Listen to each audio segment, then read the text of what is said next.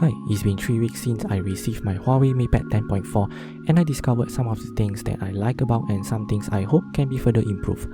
Also, I will be addressing all the comments from my previous video. Timecode is provided in the description, so feel free to jump around. Let's not waste time and jump into it right now. Starting with audio, the Huawei MatePad 10.4 sound coming out from its quad speaker is really outstanding. Thanks to the sound tuned by Harman Kardon, you don't really need an external speaker. The sound is loud and clear, far above my expectation. Here are some examples of the sound.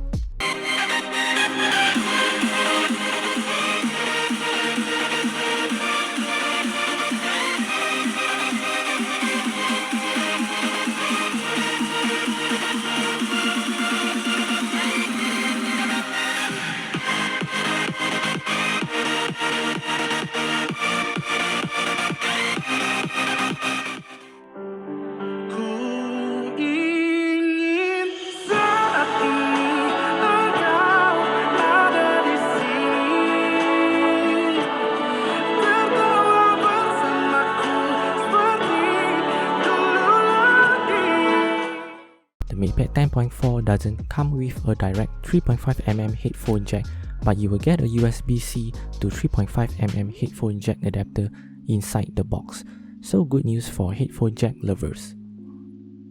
Moving on to battery consumption, I could get around 13 to 14 hours plus screen on display, with most of the time spent on Netflix, YouTube and Microsoft Teams.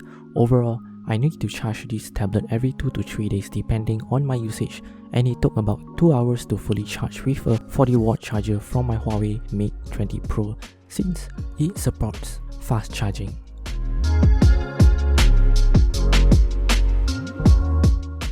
In terms of benchmark, I use Antutu to measure the performance of this tablet. The overall score is about 284,000, which is better than the Samsung S6 Lite at around 180,000, yet cheaper, but take this number as a pinch of salt because at the end of the day, you should pick a tablet that suits your usage. As for camera performance, the picture and video quality are pretty decent for a mid-range tablet. Here are some samples of pictures and videos. Position 1, 2, 3. Position 1, 2, 3.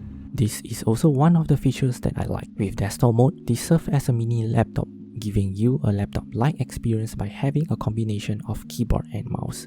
This is very suitable for students and people who prefer like browsing, note-taking and social media with a desktop layout. However, it can't replace what a laptop or desktop can do because it is just a reskin of entire layout, as it still uses your installed application in APK format. Jumping to drawing or note-taking on the MatePad 10.4, a normal stylus will get the job done, but it will not give you any palm rejection feature as it requires the original M Pencil for MatePad 10.4, so I can't really give an in-depth review on this yet. Gaming-wise, this tablet can handle some of the GPU-hungry games such as the Elsword 9 in HD, but it does struggle in Genshin Impact. To have the smoothest gameplay, the system will auto-detect and set it to lowers.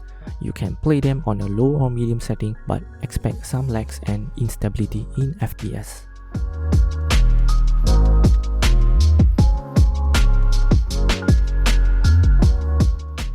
Now, this is the last topic of this video and also to address the comments from my previous unboxing video. If you already know, it is unfortunate that Huawei MatePad 10.4 doesn't come with Google Mobile Services, or GMS in short.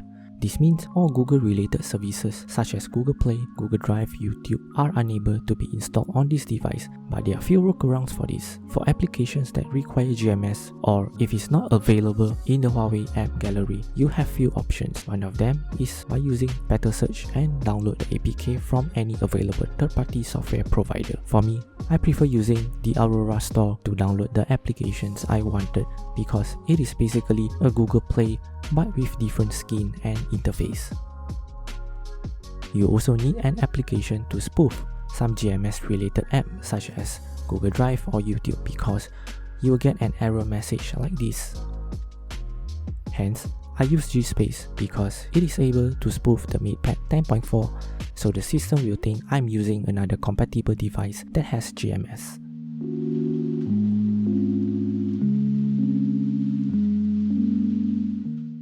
Moving on to Netflix, you can download it via Better Search or Aurora Store, but the downside of this is you can only play it in SD instead of HD, because Netflix somehow detects MatePad 10.4 having only an L3 Widevine certification, but in fact, if you use a DRM app, this tablet actually supports L1, which means able to play HD videos.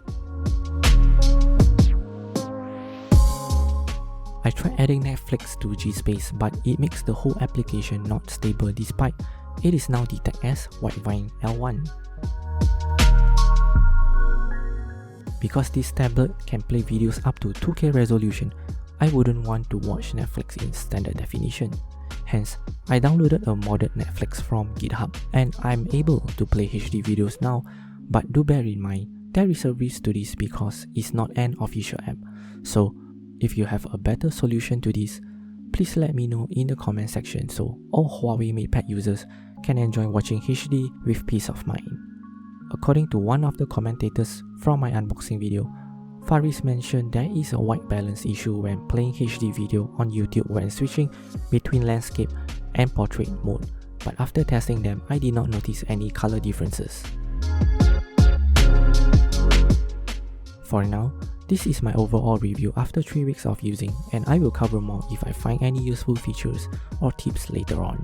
In conclusion, I think the MatePad 10.4 is the best tablet in terms of price-performance ratio if you don't mind going through some hassle to download some application such as the G-Space and Aurora Store to use Google-related apps. Also, if you are someone who likes to type, I believe you will like the MatePad keyboard experience, especially pairing it with desktop mode. But if you want to skip all the hassle, can't live without GMS, and having a pen with palm rejection is a must for you, the Samsung S6 Lite with S Pen is a better choice for you, even though at a slightly more expensive price range.